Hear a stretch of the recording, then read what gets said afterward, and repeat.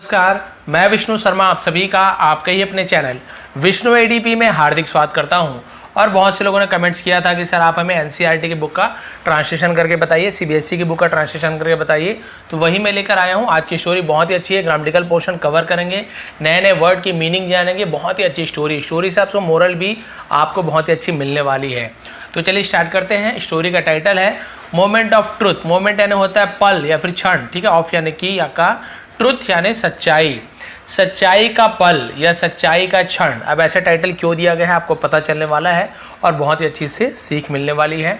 और आप सभी को पता है स्कूल जो बुक का ये स्टोरी है वहाँ पे बहुत सारे एक्टिविटीज़ भी देते हैं, ठीक है। जैसे देखिए लर्न एंड फन, ठीक है, सीखो और मज़े करो। जैसे कि आइडेंटिफाई द गिवन पिक्चर्स, जो दिए हुए पिक्चर को पहचानिए। तो भाई जैसे धनुष हो गया, लेकिन इंग्लिश में इसका नाम लेना है, ठीक है। ये हो गया बैग, इसका इंग्लिश नाम हो गया। लकड़ी का जो ठूठ बोलते हैं जिसे हम, ठीक है, लकड़ी का यानी कि आपसे वो लट्ठा जिसे कहते हैं, ठीक है, तो उसे इंग्लिश में क्या कहते हैं। तो भाई ये सब का मीनिंग आपको भी जानने को मिलेगा। और जैसे इसे लॉक कहा जाता है, बैग है ना, बो, तो ये सब आपको, तीर को एरो बोला जाता है। उसी प्रकार say about the chapter, chapter के बारे में इसमें हमें क्या सीखने को मिलने वाला है। देखिए in this chapter we shall learn how an archer came to know how to control the bow along with mind, है ना। तो इस चैप्टर में हम क्या सीखने वाले हैं कि जो आर्चर है ना, धनुर्धारी, धनुष चलाने वाला, उसे कैसे पता चला, हाउ टू नो, कैसे पता चला कि कैसे कंट्रोल किया जाए, संतुलित किया जाए, अपने कंट्रोल में लाया जाए, किसे, धनुष को अपने माइंड के साथ। वो अभी आपको पता चलेगा स्टोरी में, यही सब चीज़ है। थिंक एंड डिस्कस, ठीक है, सोचो और डिस्कस करो, चर्चा करो कि proud is the first step of havoc, ठीक है। प्राउड यानी जो घमंड होता है, अहंकार होता है, फर्स्ट स्टेप है, पहला कदम है, ऑफ यानी कि किसका, हैवक। तो हैवक का मतलब क्या होता है, हैवक पढ़ेंगे, हैवक, है ना। हैवक यानी होता है प्रलय या फिर विनाश, विनाश का पहला कदम अहंकार है। इस पर आप चर्चा कीजिए, तो ये स्टोरी में आपको पता चलेगा। चलिए लेट नहीं करते हैं, स्टोरी स्टार्ट करते हैं। सबसे पहला सेंटेंस देखते हैं। There was a young student archer, ठीक है। देयर वॉज यानी था, ये आपका केवल सब्जेक्ट हो गया, इसका कोई मीनिंग नहीं निकालेंगे, ठीक है। अ यंग स्टूडेंट आर्चर यानी एक, यंग यानी होता है नौजवान, जवान जिसे कहते हैं, युवा, ठीक है। स्टूडेंट यानी विद्यार्थी, आर्चर यानी धनुष सीखने वाला, एक युवा धनुर्धारी विद्यार्थी था। हु रीच्ड, हु यानी कौन भी होता है, जो भी होता है, जो रीच्ड यानी पहुंच गया था, ठीक है। रीच्ड यानी पहुंच गया था, कहां तक पहुंच गया था। सच एबिलिटी यानी ऐसे या इतने, एबिलिटी यानी योग्यता, ऐसी योग्यता तक पहुंच चुका था। इन हिज आर्ट, अपनी कला में, जो धनुष चलाने की कला में, दैट की, ठीक है, he could shoot an arrow, he could shoot, वह शूट कर सकता था, चला सकता था। शूट करना यानी तीर चलाना समझ लीजिए, ठीक है, चला सकता था। एन एरो, एक तीर को, इनटू यानी में, ठीक है, अ ट्री, एक पेड़ में, यानी उसे इतनी अच्छी महारत हासिल हो चुकी थी कि एक तीर को वो पेड़ में चला सकता था। लेकिन ये कोई महारत नहीं, अभी उसके आगे क्या लिखा है देखिए। एंड देन, और फिर, cleave that arrow into two with the next shot, ठीक है। क्लीव यानी होता है बीच से फाड़ देना, फाड़ना, काटना। दैट एरो, उस तीर को, किस तीर को, जो तीर पहले से पेड़ में जाके ऐसे धंसी है ना, तो दूसरे तीर को जब चलाता था तो उसी तीर को बीच से वो तीर फाड़ के निकल जाता था। देखिए लिखा हुआ है दैट एरो यानी उस तीर को, इनटू यानी में, टू यानी दो टुकड़े में, ठीक है, विद द नेक्स्ट शॉट यानी अगली शॉट, जो अगले बार जो तीर चलाता था उसमें पहले वाले तीर को दो टुकड़े कर देता था। यानी इतनी ज़्यादा महारत हासिल थी। एक तीर चलाता था, पेड़ में जाके गड़ता था, फिर दूसरा तीर चलाता था, वो इसके बीचों बीच बिल्कुल तीर में बीच से फाड़ता हुआ निकल जाता है ना। इतनी महारत उसे हासिल हो चुकी थी। लेकिन क्या हुआ, ही बिगेन टू बोस्ट यानी उसने शुरू कर दिया, बिगेन यानी शुरू किया, टू बोस्ट करना यानी क्या होता है, डींगे हाँकना, सेखी बघारना, अपनी बड़ाई करना शुरू कर दिया।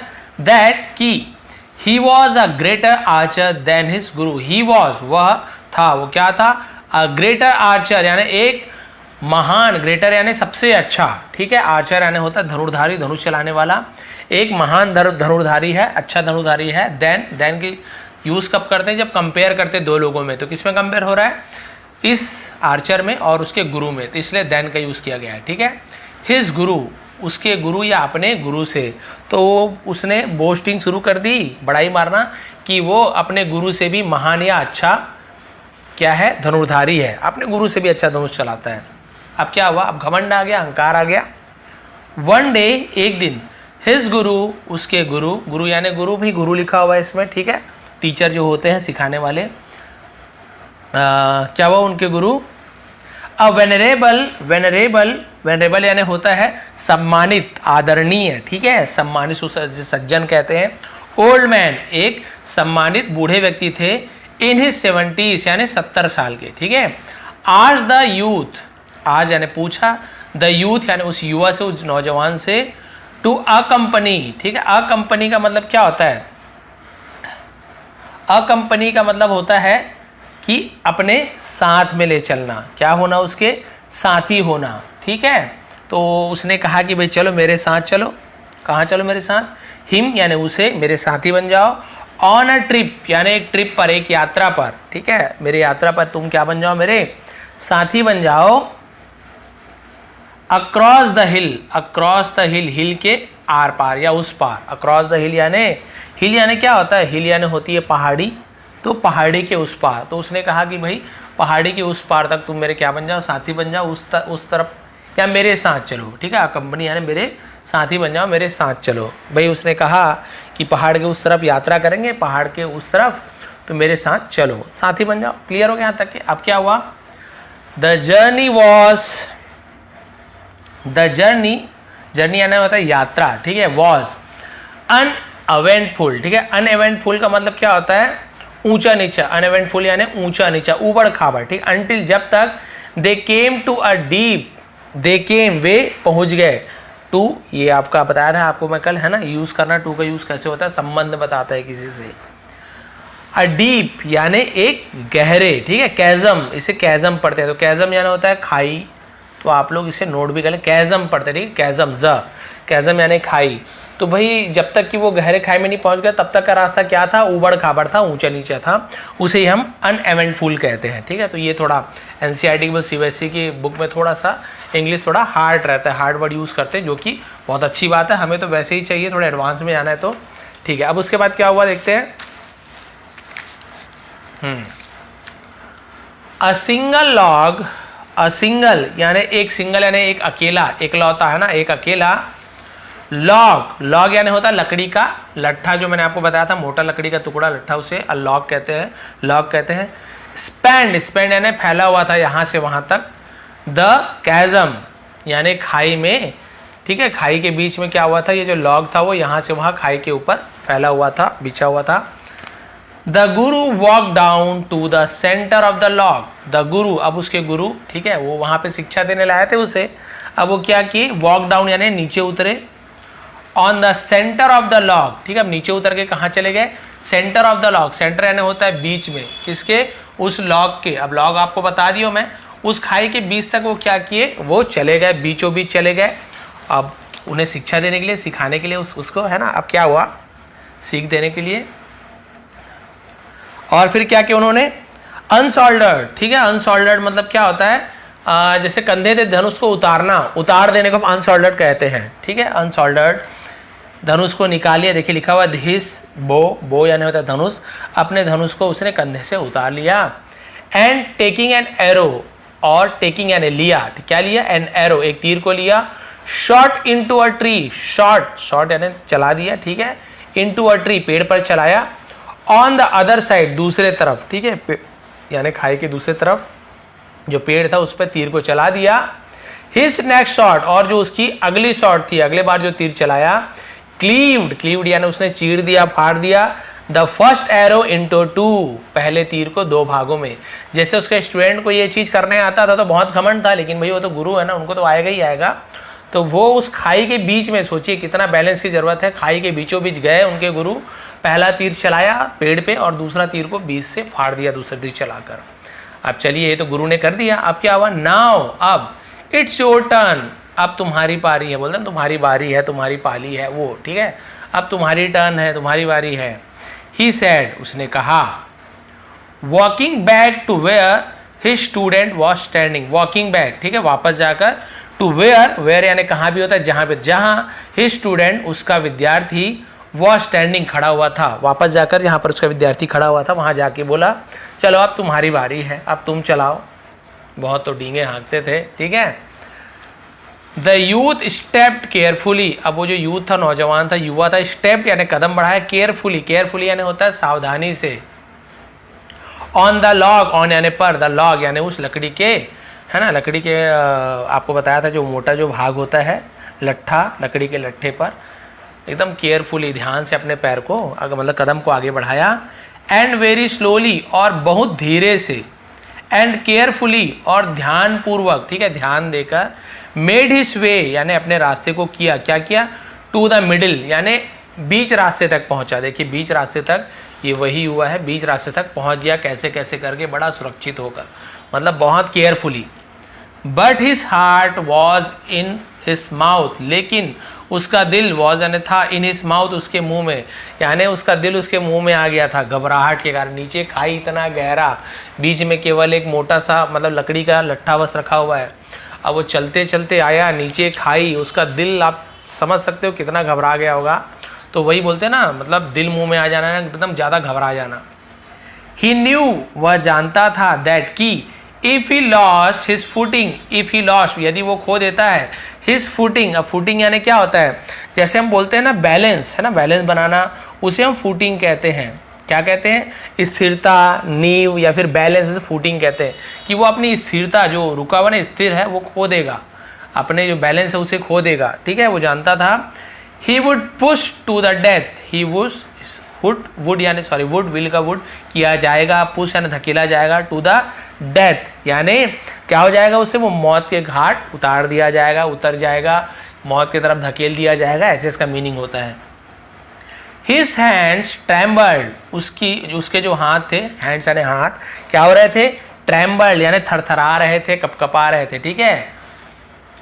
एज ही स्टंग, उसके हाथ क्या बोल सकते हैं, कपकपाए, कपकपा रहे थे नहीं बोले क्योंकि एनजी फॉर्म नहीं है, इजेएमआर नहीं है, तो उसके हाथ कपकपाए, थरथराए। एज जैसे ही, है ना, जैसे उसने क्या किया, ही स्ट्रंग, उसने स्ट्रंग यानी तानना, तीर को ऐसे तानने को स्ट्रंग कहते हैं, स्ट्रिंग का स्ट्रंग, ठीक है, ताना। एंड एरो, एक तीर को उसमें चढ़ाया, है ना, ताना, इनटू हिज बो, धनुष में, धनुष पे जैसे ही उसने प्रत्यंचा चढ़ाई, बोलते हैं ना, ऐसे तीर को चढ़ाया। Lost in thought with the danger, lost in thought विचार में खो गया, विद द डेंजर यानी उसने खतरे को देखकर वो क्या हो गया, खतरे में अपने विचार को उसने खो दिया, बिल्कुल सोचना समझना उसने खो दिया, अपना थॉट खो दिया उसने। ही फाउंड इट हार्ड, उसने पाया, इट यानी इसे, वो करने में, है ना, हार्ड यानी कठिन। To focus on the target, focus करना यानी क्या होता है, ध्यान देना, ठीक है, ऑन द टारगेट, लक्ष्य में ध्यान केंद्रित करने को वो बहुत ज़्यादा उसे कठिन लगा। उसने पाया कि अरे बाप रे, तो बहुत ज़्यादा कठिन काम है, कि यहाँ डर भी है, इधर गिर जाऊंगा, फिर बैलेंस भी बनाना है, फिर तीर भी चलाना है।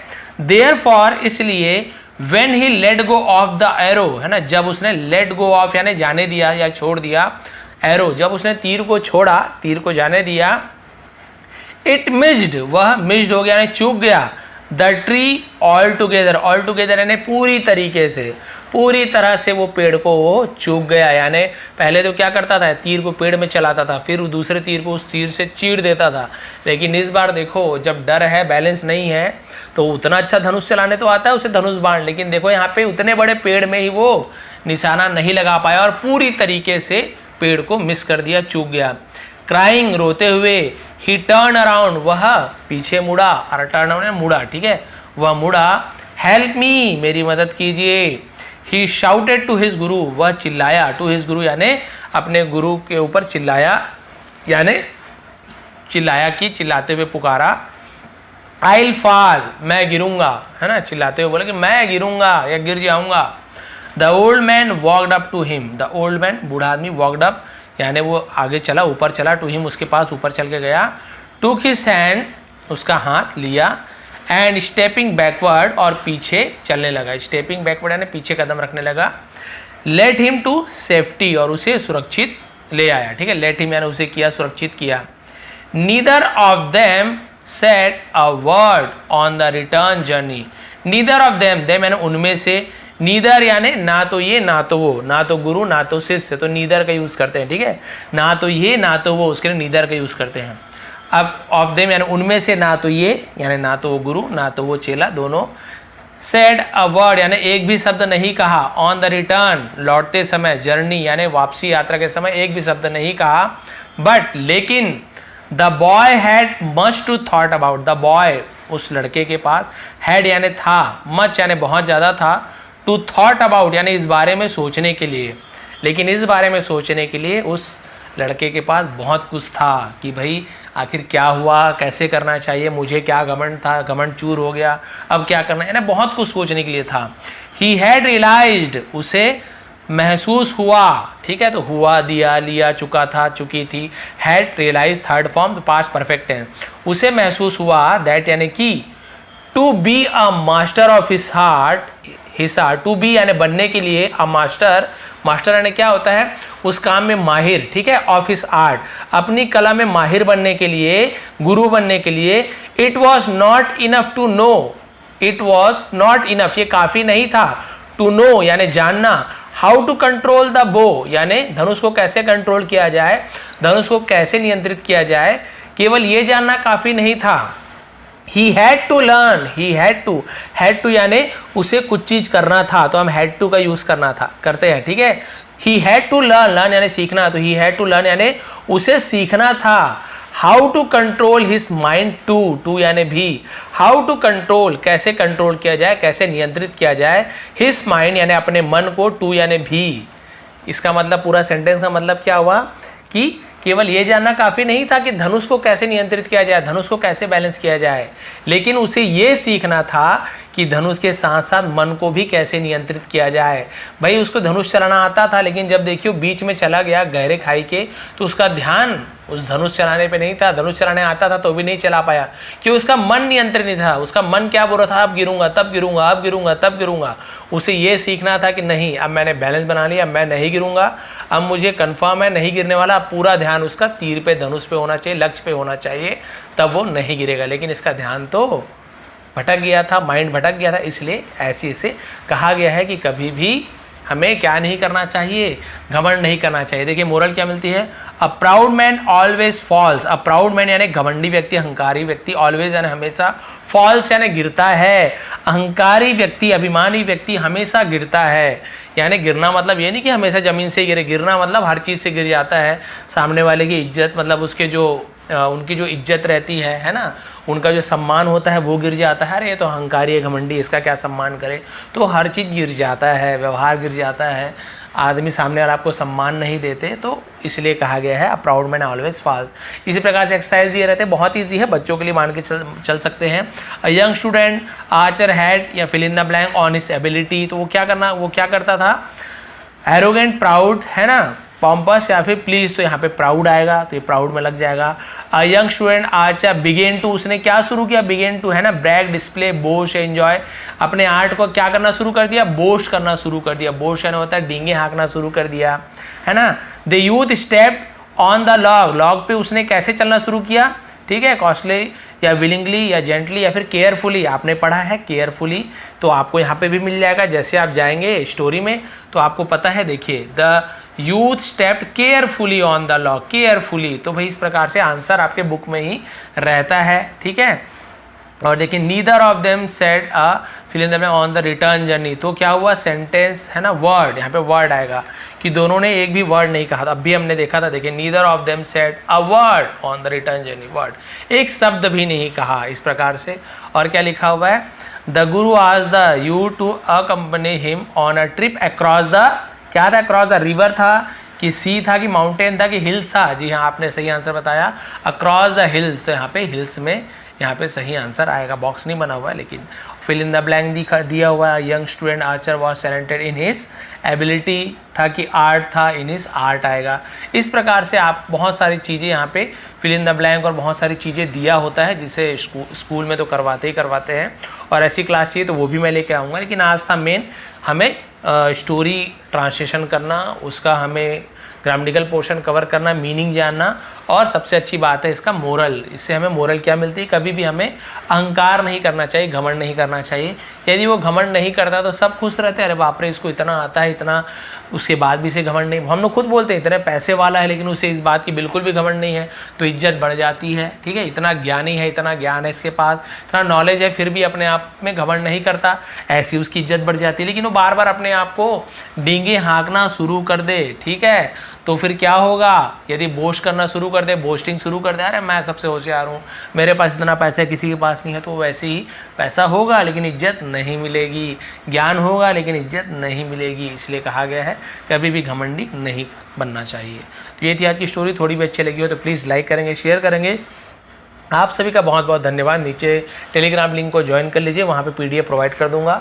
आप सभी का एक बार फिर से बहुत बहुत धन्यवाद। आप सभी का दिन शुभ रहे। और इससे पहले मैंने कल स्टोरी नहीं बना पाई थी, है ना, परशुराम जयंती की आप सभी को हार्दिक शुभकामनाएं।